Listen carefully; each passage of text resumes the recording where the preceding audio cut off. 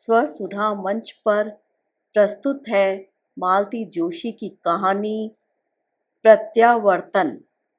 Reception पर नाम देते हुए मन जरा कांपा जरूर था। एक बार सोचा भी कि कोई काल्पनिक नाम दे दूं, पर दूसरे ही क्षण वह विचार झटक दिया। यहाँ वैसे भी मुझे कौन जानता है।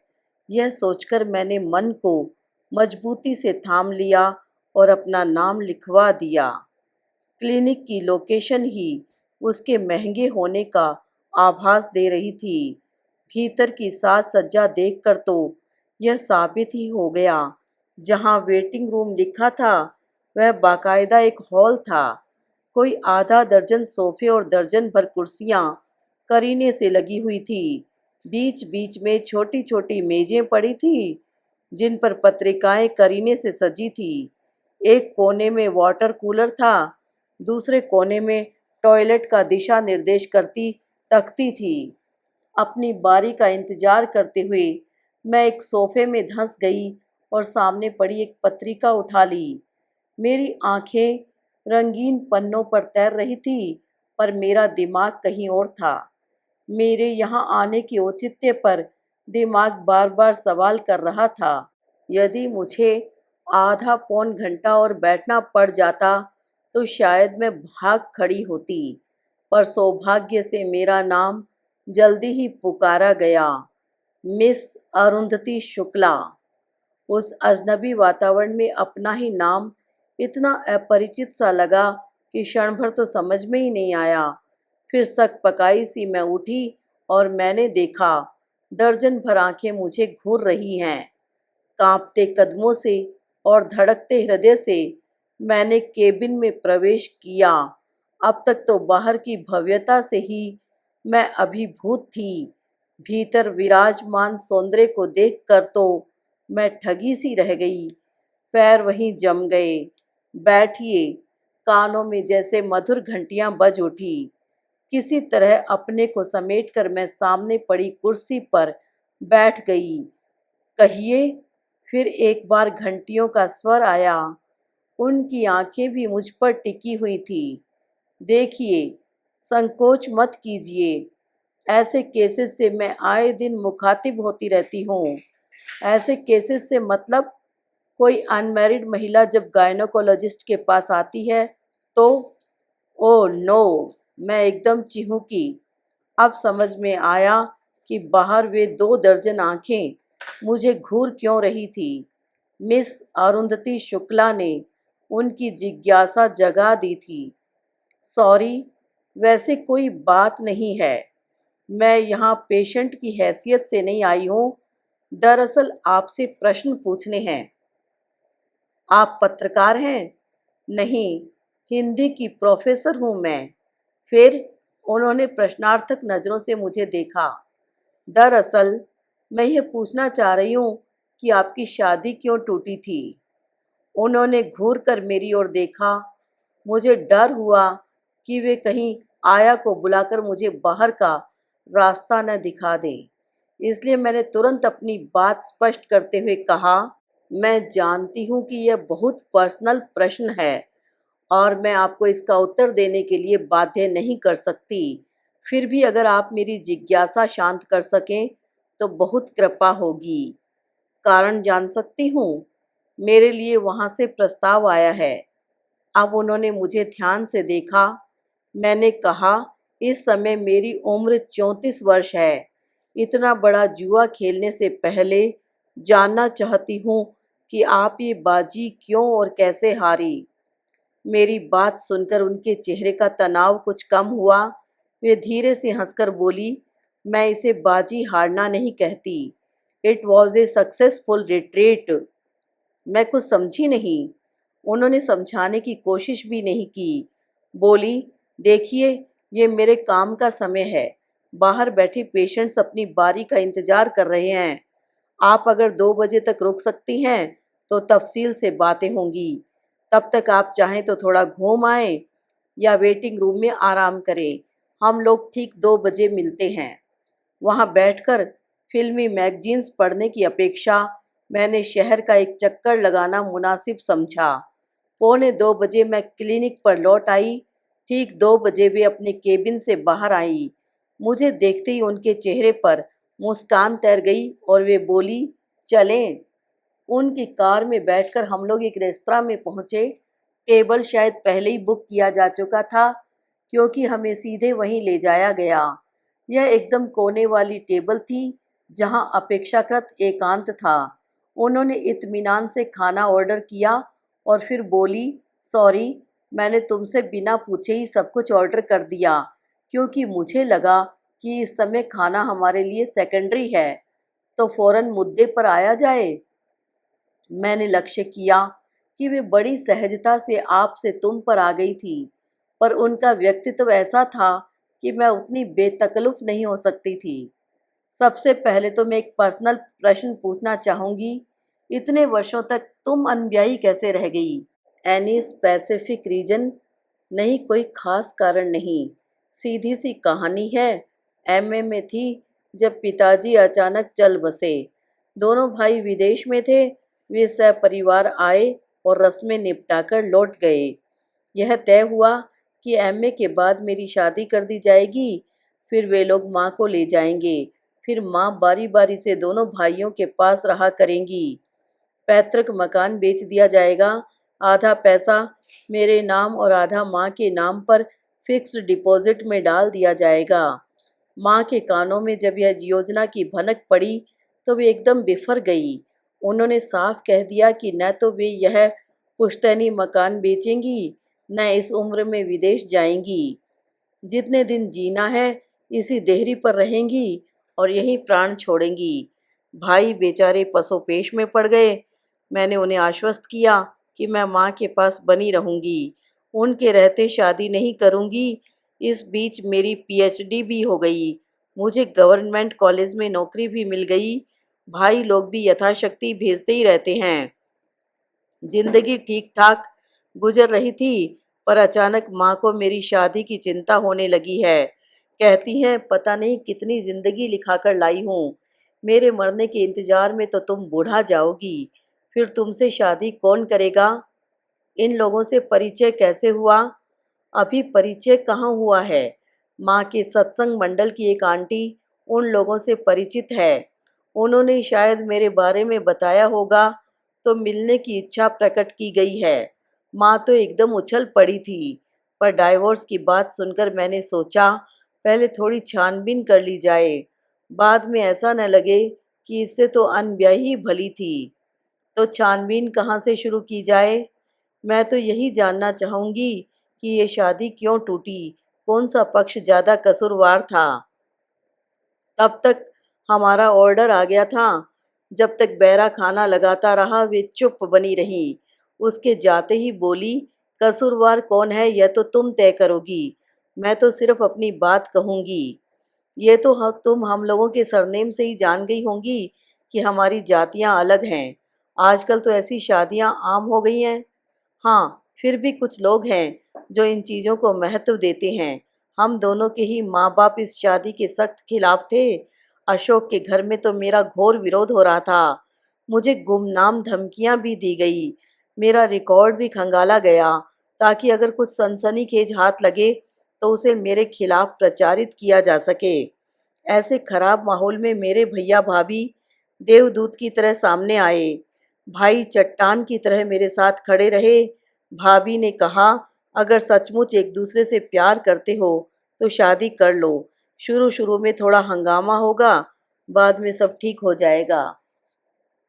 हाँ, अक्सर ऐसा होता भी है। साल 2 साल में माँ बाप पसीज जाते हैं और बच्चों को अपना लेते हैं। मैंने कहा, मेरे यहाँ तो ऐसा ही हुआ। साल भर बाद ही मम्मी डैडी ने मुझे घर बुलाना शुरू कर दिया था। पर अशोक के घर, खैर, शादी का किस्सा सुनो। शादी हमने रजिस्टर्ड की, फिर मंदिर में भी फेरे लिए। भैया भाभी और हम लोगों के कुछ मित्र, बस इतने ही लोग उपस्थित थे। शादी के बाद भैया ने हमारे हाथ में गोवा के टिकट थमा दिए। बोले, 8-10 दिन घूम आओ, तब तक यहाँ माहौल कुछ ठंडा हो जाएगा। वहाँ से लौटकर आप किसके यहाँ गई? अपने या डॉक्टर साहब के?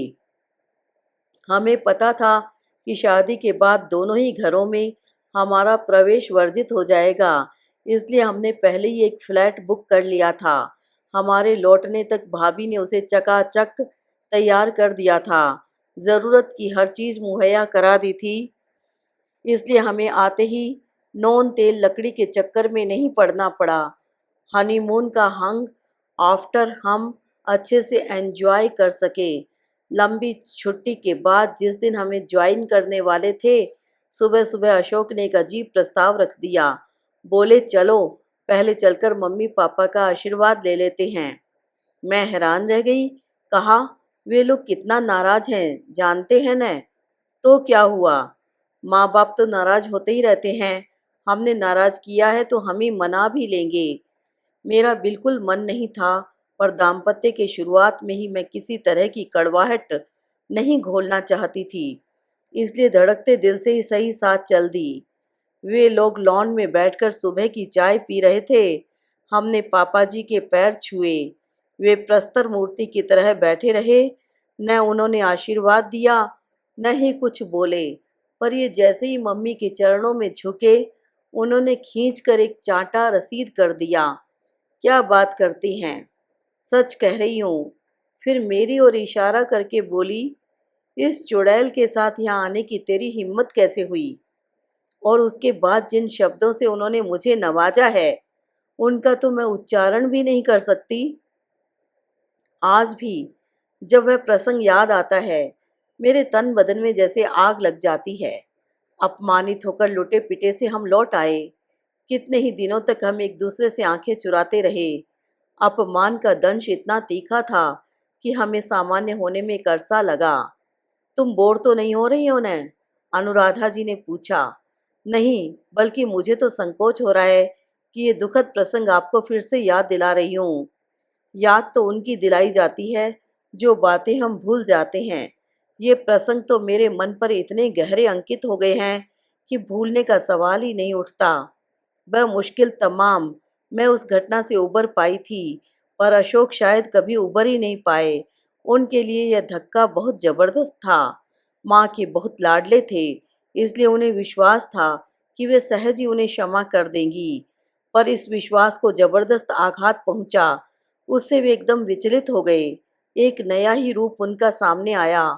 विवाह के समय जो बागी तेवर उन्होंने दिखाए थे, उसके पुनः दर्शन कभी हुए ही नहीं। अब मेरे सामने जो व्यक्ति था, वह आत्मग्लानि से भरपूर, अपराध बोध से ग्रस्त इंसान था। बार बार कहते, मैंने मम्मी के अरमानों का कचरा कर दिया। उनका नाराज होना स्वाभाविक है। तीज त्योहारों पर घर की याद से व्याकुल हो जाते।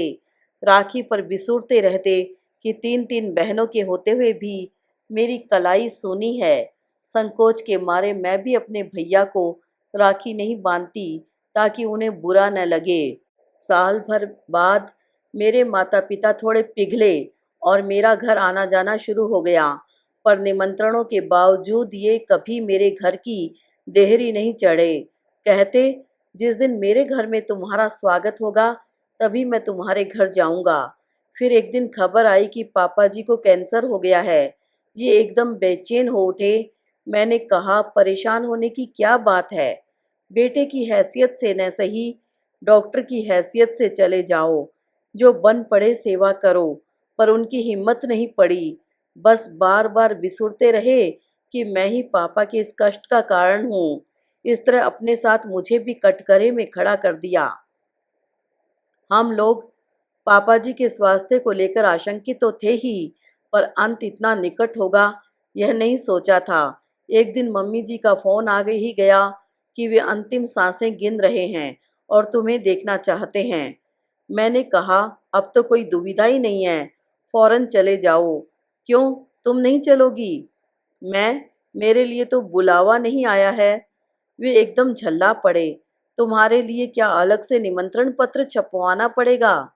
उस घर में मेरा जैसा स्वागत हुआ था, याद है न?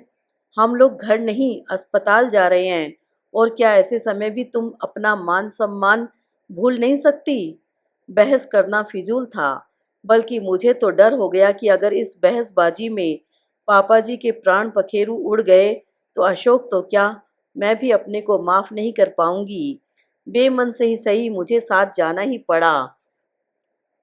इन्होंने हौले से कमरे के द्वार पर दस्तक दी। दरवाज़ा धीरे से खुला। उस हल्की सी फाँक से मम्मी जी ने बेटे को देखा और हाथ बढ़ाकर अंक में भर लिया। बाहों में घेर कर वे उन्हें भीतर लिवा ले गई। जाते समय धीरे से दरवाज़ा ठेल गई। मैं पसोपेश में दरवाजे पर ही खड़ी रह गई। मुझे समझ में नहीं आ रहा था कि मुझे जानबूझकर अनदेखा किया गया है या उन्होंने मुझे देखा ही नहीं था। इसी कारण भीतर जाते संकोच हो रहा था। सोच रही थी कि अभी अशोक आएंगे और मुझे कमरे में लिवा जाएंगे। इसी आशा में द्वार पर खड़ी रही जब तक कि मेरे पैर जाम नहीं हो गए। फिर हारकर बरामदे में पड़ी बेंच पर बैठ गई। सोच रही थी कि अशोक या तो मुझे कमरे में ले जाएं या घर जाने के लिए कह दें। इस तरह मेरा तमाशा तो न बनाएं। कमरे में आवाजाही बराबर बनी हुई थी।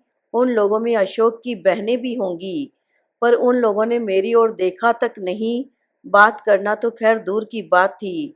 जब सब कुछ बर्दाश्त के बाहर हो गया तो मैं उठ खड़ी हुई। गनीमत थी कि गाड़ी की चाबियां मेरे पास थी। आते समय ये इतने नर्वस हो रहे थे कि ड्राइव करने की हिम्मत ही नहीं थी। मैं ही गाड़ी चलाकर लाई थी। घर आकर मैंने सामान समेटा और पापा के घर आ गई। आते समय एक चिट्ठी छोड़ आई थी। आज पक्का एहसास हो गया कि तुम मेरे कभी नहीं हो सकते। आज से मैंने तुम्हें आज़ाद किया। डाइवोर्स पेपर्स पर जब चाहो आकर साइन ले लेना। उन्होंने आपको मनाने की कोशिश नहीं की? नहीं, जिंदगी में उन्होंने एक ही बार हिम्मत दिखाई थी जब घर वालों की मर्जी के खिलाफ शादी की थी। वह स्पार्क फिर कभी नजर नहीं आया। अब तो पिता की मृत्यु के लिए भी वे खुद को ही जिम्मेदार मान रहे हैं और शायद जिंदगी भर प्रायश्चित करते रहेंगे। कहानी खत्म हो गई थी और लंच भी। मेरा दिमाग एकदम सुन्न हो गया था और एक असहज मौन हम दोनों के बीच पसर गया था। बैरा प्लेटें उठाकर ले गया। फिंगर बाउल्स में हमारे हाथ भी धुल गए। फिर उन्होंने पूछा, आइसक्रीम तो लोगी न? और मेरे कुछ कहने से पहले ही ऑर्डर दे दिया। एक पर्सनल बात पूछूं? मैंने डरते डरते कहा। वे हंस दी। इतनी देर से हम क्या राजनीति पर चर्चा कर रहे थे? नहीं, यह बात जरा ज़्यादा पर्सनल है। आप लोगों की शादी कोई 3 साढ़े 3 साल तो चली होगी। 38 months टू बी प्रिसाइज। तो आप लोगों ने बेबी के लिए नहीं सोचा? नहीं, हम लोग ठीक से सेटल नहीं हो पा रहे थे, मेंटली भी और प्रोफेशनली भी। इसलिए बच्चे की प्लानिंग टलती ही रही। अब सोचती हूँ यह एक तरह से अच्छा ही हुआ। बच्चा होता तो इतनी आसानी से सब कुछ छोड़ नहीं पाती शायद। It was a blessing in disguise. मेरे मन में बड़ी दुविधा है। आपका तो प्रेम विवाह था, फिर भी नहीं चला। यहाँ तो प्रेम वेम का कोई चक्कर ही नहीं है। मैं आपकी तरह सुंदर भी नहीं हूँ। कैसे निभेगी? खूब निभेगी। तुम्हारे पास 2 प्लस पॉइंट्स हैं। एक तो तुम उनकी सहजातीय हो, दूसरे थ्रू प्रॉपर चैनल गृह प्रवेश करोगी। एक बात और, डॉक्टर लोग अक्सर जीवन साथी के रूप में डॉक्टर ही चुनते हैं। कहते हैं इससे आपसी समझ बनी रहती है। मुझ जैसी हिंदी वाली के साथ वे तालमेल कैसे बिठाएंगे? तुम्हारा सबसे बड़ा प्लस पॉइंट तो यही है कि तुम डॉक्टर नहीं हो। माता श्री की लेडी डॉक्टर्स के बारे में जो राय है, मैं माता श्री के बारे में नहीं सोच रही थी, बल्कि अब से तुम्हें माता जी के बारे में ही सोचना है, क्योंकि वे ही पूरे परिवार के लिए सोचती हैं। बाकी सबके दिमाग कुंद जो हो गए हैं। मानसिक रूप से ऐसा पंगु परिवार तुमने दूसरा नहीं देखा होगा। Any more questions? अब और क्या पूछूं? आपने तो मेरे सारे प्रश्नों पर ही प्रश्न चिन्ह लगा दिया है। अब आप ही बताइए, मुझे क्या निर्णय लेना चाहिए? It is your life baby, पर जो भी निर्णय लो सोच समझ कर लो। यह मत सोचो कि मैं तुम्हें बरगला रही हूँ या इसमें मेरा कोई स्वार्थ है। तुम इतनी दूर से चलकर मेरे पास आई, बड़े अपनेपन से, बड़े विश्वास के साथ तुमने मुझसे कुछ पूछा, तो सच बोलना मेरा फर्ज था। बैरा बिल लेकर आ गया था। टिप के साथ बिल की रकम अदा करते हुए वे उठ खड़ी हुई। चलें? तुम्हें कहाँ छोड़ना होगा? कार स्टार्ट करते हुए उन्होंने पूछा। वहीं, जहाँ से चले थे। मतलब? उन्होंने प्रश्नार्थक नज़रों से मेरी ओर देखा। हम दोनों की नज़रें मिली और उन्हें जैसे सब कुछ समझ में आ गया। फिर एक हंसी का दौरा सा हम पर पड़ा और सारी धुंध छंट गई। मन एकदम हल्का हो गया।